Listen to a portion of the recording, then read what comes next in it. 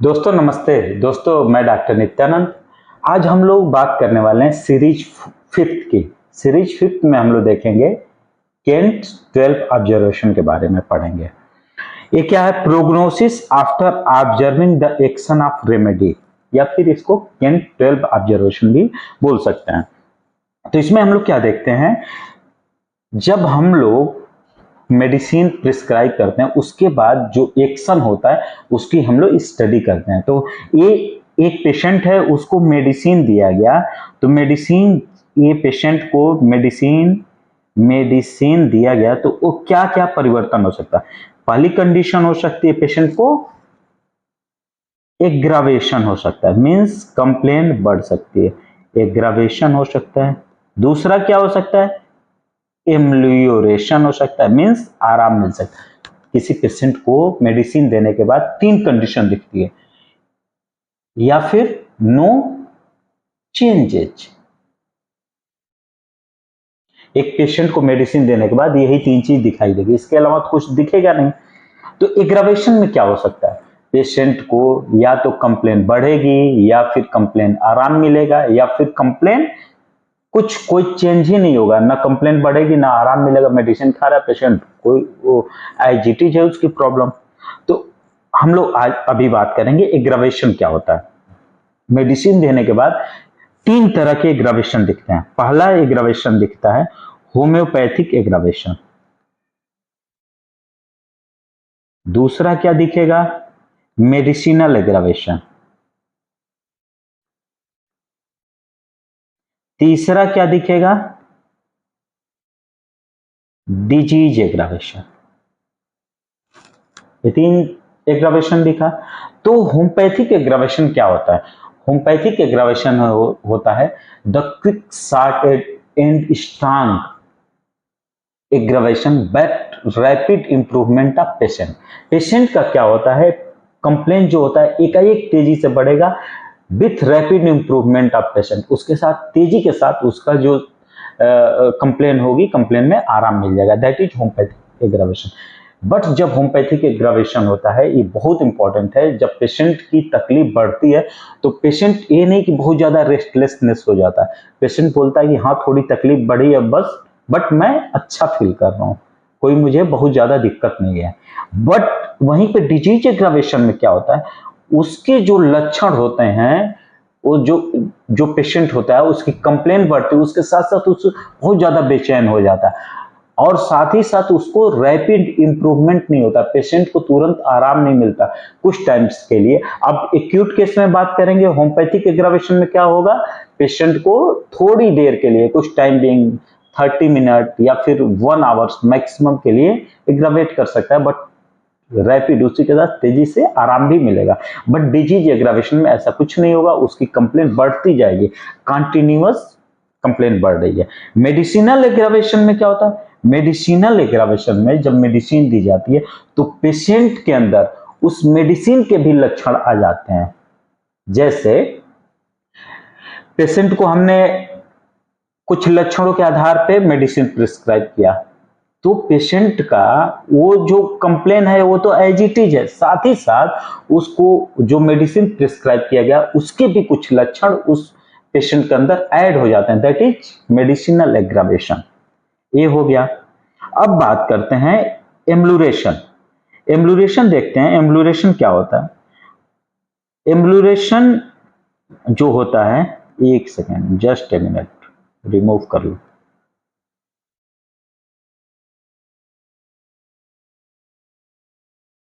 एम्लुरेशन क्या हो सकता है? एम्लुरेशन टू टाइप्स ये हो सकता है, यही होगा, या तो पार्शियल एम्लुरेशन होगा या फिर कंप्लीट एम्लुरेशन होगा।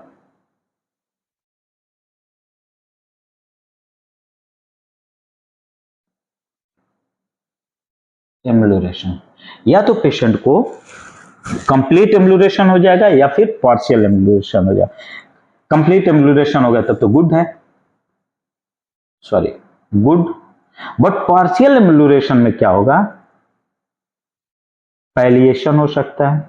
पार्शियल एम्लुरेशन में देखते हैं होम्योपैथी पॉइंट ऑफ व्यू से क्या होगा। होम्योपैथी पॉइंट ऑफ व्यू से पैलिएशन हो सकता है। सिर्फ होम्योपैथिक पॉइंट ऑफ व्यू से पार्शियल एम्ब्यूलेशन में पैलिएशन हो सकता है, but antipathy mode of treatment में क्या होगा? एंटीपैथी मोड ऑफ ट्रीटमेंट में पेशेंट को दो कंडीशन दिखेगी, या तो पैलिएशन होगा या फिर पैलिएशन हो सकता है पेशेंट को, या फिर सप्रेशन हो सकता है। क्लियर हो गया? हम लोग जो स्टडी करेंगे आज केंट्स 12 ऑब्जर्वेशन में, इसी की स्टडी करेंगे।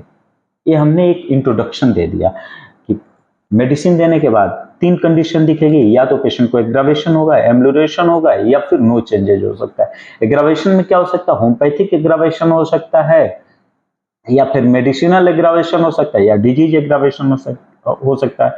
एम्बुलेशन क्या हो सकता है? टू टाइप्स का हो सकता है, या तो पार्शियल एम्बुलेशन हो सकता है, या कंप्लीट एम्बुलेशन हो गया।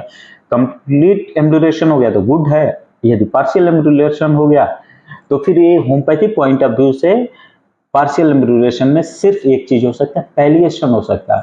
एंटीपैथी मोड ऑफ ट्रीटमेंट में दो कंडीशन दिखाई देगी, या तो सप्रेशन होगा या फिर पैलिएशन होगा। तो अब हम लोग नेक्स्ट स्टार्ट करते हैं, केंट्स 12 ऑब्जर्वेशन।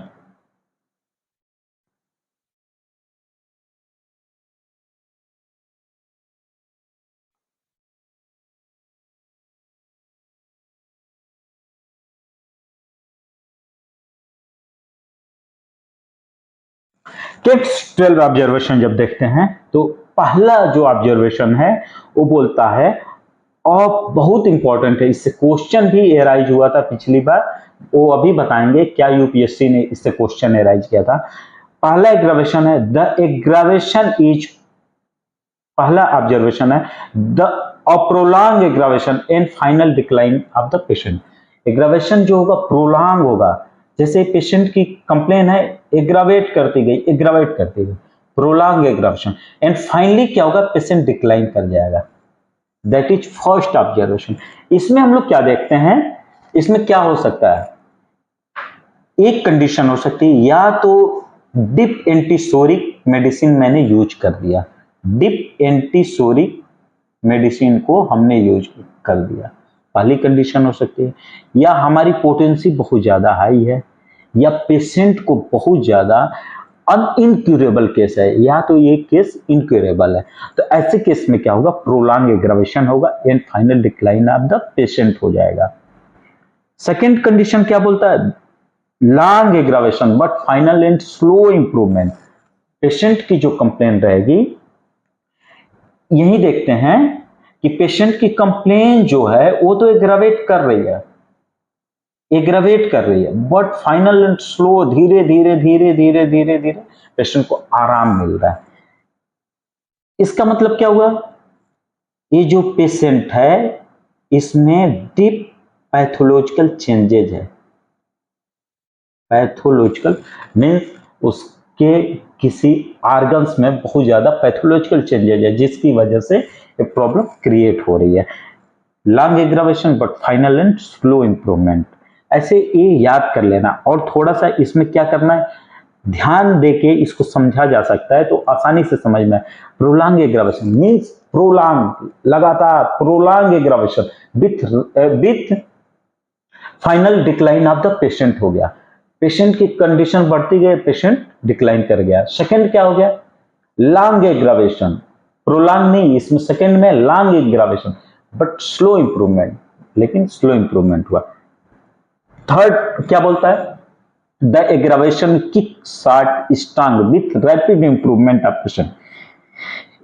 पेशेंट को मेडिसिन प्रिस्क्राइब की गई, सिम्टम से पेशेंट के जो लक्षण है वो एग्रावेट हुए, सडन, तेजी के साथ, क्विक, शॉर्ट, कम समय के लिए एग्रावेट हुए, और with rapid improvement of patient, उसके साथ ही पेशेंट को फटाक से आराम मिल गया। That is homeopathic aggravation. ये क्या है? Homeopathic aggravation. केंट्स के किस ऑब्जर्वेशन में होम्योपैथिक एग्रावेशन की बात की गई है? थर्ड ऑब्जर्वेशन में। बहुत इंपॉर्टेंट क्वेश्चन है। केंट्स के थर्ड ऑब्जर्वेशन में होम्योपैथिक एग्रावेशन की बात की गई है। इसमें क्या करना है? वेट एंड वॉच करना है। हमारी मेडिसिन बहुत ही अच्छी है, जो मेरा प्रिस्क्रिप्शन का तरीका है वो गुड है। पेशेंट को क्योर होना ही होना है थर्ड ऑब्जर्वेशन के अकॉर्डिंग। फोर्थ में क्या है, no aggravation whatever with recovery of the patient. कोई एग्रावेशन नहीं हुआ बट पेशेंट रिकवर कर गया। इन एक्यूट केसेस तो बहुत ही अच्छा माना जाता है। एक्यूट केस में कोई एग्रावेशन नहीं हुआ, पेशेंट को आराम मिल गया। तो इससे हम क्या समझते हैं, जो हमने मेडिसिन दिया है, सेलेक्ट किया, हमने प्रॉपर उसका केस टेकिंग करके लक्षणों के आधार पे, सिम्टम्स के बेस पे हमने मेडिसिन प्रिस्क्राइब किया। मीन्स हमारी जो प्रिस्क्रिप्शन का तरीका है वो गुड है, पहली चीज हो गई। दूसरी, मेरी पोटेंसी भी गुड है। तीसरी कंडीशन क्या हो गई, लेकिन यदि यही क्रोनिक केस है तो फिर हमें डाउटफुल है कि एग्रावेशन, होम्योपैथिक एग्रावेशन दिखा नहीं, तो हमें क्या करना है, इस पेशेंट को वेट एंड वॉच करना है। फोर्थ में क्या है, the ambulation come first and aggravation comes afterward. इसमें क्या हुआ, पेशेंट को मेडिसिन प्रिस्क्राइब किया गया, प्रिस्क्राइब करने के बाद पेशेंट को पहले तो आराम मिल गया, सिम्टम्स में पहले आराम मिल गया पेशेंट को, बट उसके बाद सिम्टम्स, उसके जो लक्षण है वो बढ़ गए। इसका मतलब ये हुआ कि जो हमने मेडिसिन प्रिस्क्राइब किया था वो मेडिसिन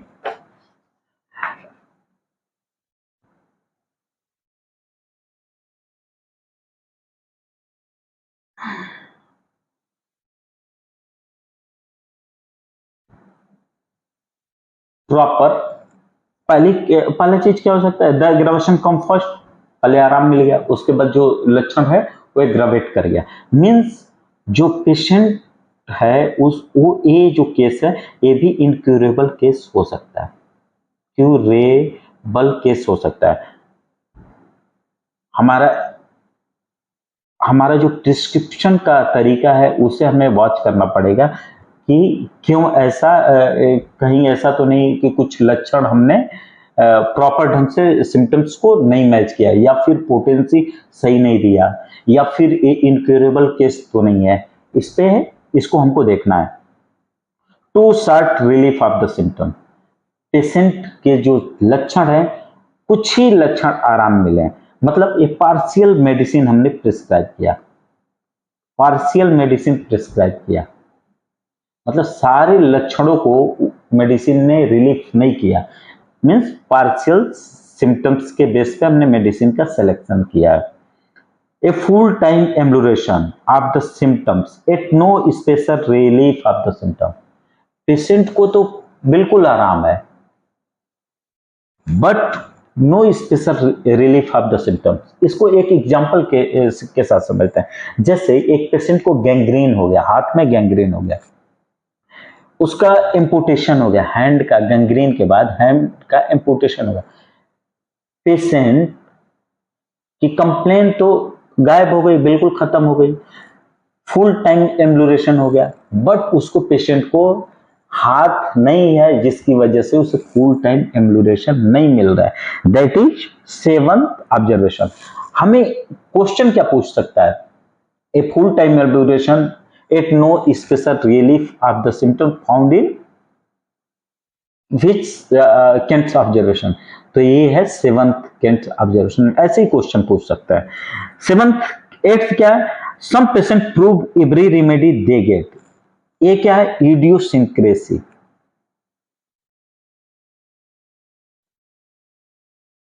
इडियोसिंक्रेसिस क्या होते हैं, ये पेशेंट कैसे होते हैं, इनको पर्टिकुलर किसी चीज से प्रॉब्लम होती है। जैसे एक पेशेंट है, उसको रोज गुलाब है, गुलाब की स्मेल से, गुलाब की खुशबू से उसे क्या होता है, स्नीजिंग, छींक आने लगती है, या शरीर पे दाने पड़ जाते हैं, या पेशेंट बेहोश हो जाता है। ऐसे पेशेंट को बोलते हैं इडियोसिंक्रेसिक पेशेंट। तो some patient prove every remedy they get, ऐसे पेशेंट को, कुछ ऐसे भी पेशेंट होते हैं जिनको कोई भी मेडिसिन दी जाती है तो उसके लक्षण उसके अंदर आ जाता है।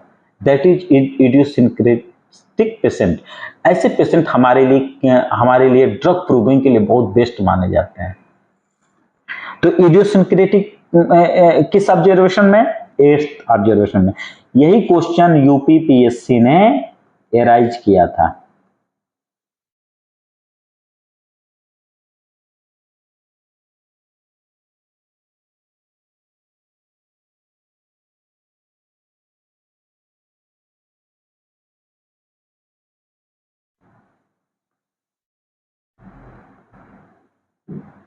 इडियोसिंक्रेसिस।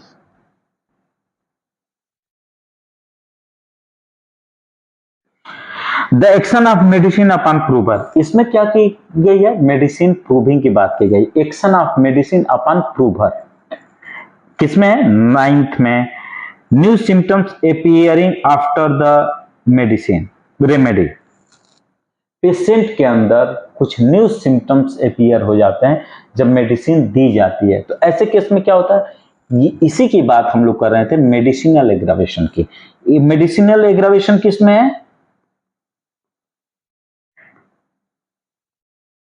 New symptom appear after the remedy, medicine देने के बाद उस पेशेंट के अंदर न्यू सिम्टम्स अपीयर हो गए। तो ये हो गया मेडिसिन एग्रावेशन। इसमें क्या हो सकता है? मेडिसिनल एग्रावेशन में हमें इसमें वॉच करना है कि यदि सीरियस नहीं है, पेशेंट के जो लक्षण है सीरियस सिम्टम्स नहीं है, तो हमें क्या करना है? वेट एंड वॉच करना है। सिम्टम अपने आप सबसाइड हो सकता है। बट यदि सीरियस है, जो लक्षण है वो सीरियस लक्षण है, तो ऐसे केस में क्या करना है? मेडिसिन को एंटीडोट करना है। When old symptoms observe to reappear, बहुत इंपॉर्टेंट है। ये क्या हो गया? Hering's law of cure. आप कमेंट बॉक्स में कमेंट करिए हेरिंग्स लॉ ऑफ क्योर क्या है? Hering's law of cure. When old symptoms are observed to reappear, इसमें क्या हो गया कि जो पुराने लक्षण है वो फिर हमको दिखाई। जैसे एक पेशेंट आया, उसको चेस्ट में प्रॉब्लम है, हमारी क्लिनिक में आया, उसको हमने मेडिसिन, एग्जांपल देख रहे हैं, उसको हमने मेडिसिन प्रिस्क्राइब किया। मेडिसिन प्रिस्क्राइब करने के बाद चेस्ट के सिम्टम्स वो सबसाइड कर गए, बट उसको स्किन में इचिंग हो गई। तो क्या हुआ? जब हमने उससे हिस्ट्री ली तो बताया कि डॉक्टर साहब हमको पहले स्किन में दाने थे, स्किन में इचिंग होती थी। तो क्या हुआ? Old symptom observe to reappear यहां पे। तो क्या होगा? Hering's law of cure. Symptom take wrong direction, symptoms जो है वो रॉन्ग डायरेक्शन में जा रहा है। तो इसमें क्या करना है? चेंज द प्लान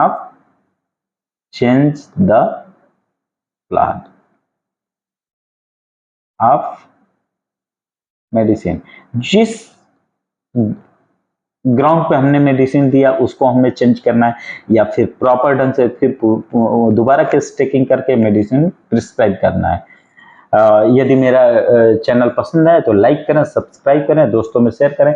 अब हमारा, मुझे लगता है कि आर्गेनान ऑफ मेडिसिन का मैक्सिमम पोर्शन मैंने कवर कर दिया। हाँ, एक चीज और बात कर लेते हैं, सेकेंड प्रिस्क्रिप्शन। सेकेंड प्रिस्क्रिप्शन क्या होता है? यदि आपको चाहिए तो इस पे मैं वीडियो बिल्कुल बाद में बनाऊंगा। इससे मुझे नहीं लगता बहुत ही इंपॉर्टेंट क्वेश्चन इससे एराइज हो सकता है सेकेंड प्रिस्क्रिप्शन से, बट इंपॉर्टेंट है। तो जितना मैं बताया हूँ इससे काफी हद तक अभी तक का जो मेरा वीडियो है उससे काफी क्वेश्चन एराइज हो सकते हैं, बहुत इंपॉर्टेंट। और बहुत सारे नोट्स जो मेरे पुराने थे उसको देखा जब मैं प्रिपरेशन कर रहा था तब, साथ ही साथ बहुत सारे एग्जाम जो कंडक्ट हुए हैं पिछले सालों में, वो पेपर देखने के बाद एक हम क्लू पे निकले कि इस तरह से क्वेश्चन एराइज हो सकता है। तो उस आधार पे मैंने ये अभी तक जो 5 वीडियो दिया, ये 5वां मेरा वीडियो है। नेक्स्ट वीडियो में हम लोग बात करेंगे मैटेरिया मेडिका की। मैटेरिया मेडिका का देखेंगे प्रिपरेशन कैसे किया जाएगा।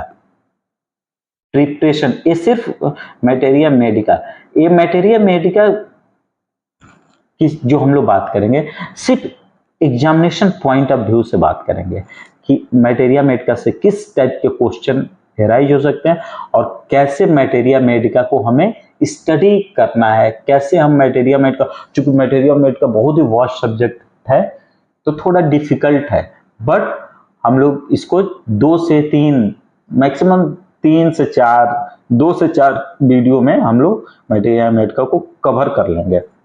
यदि मेरा चैनल पसंद है तो लाइक करें, सब्सक्राइब करें, दोस्तों में शेयर करें। मिलते हैं अगले वीडियो में। Thank you.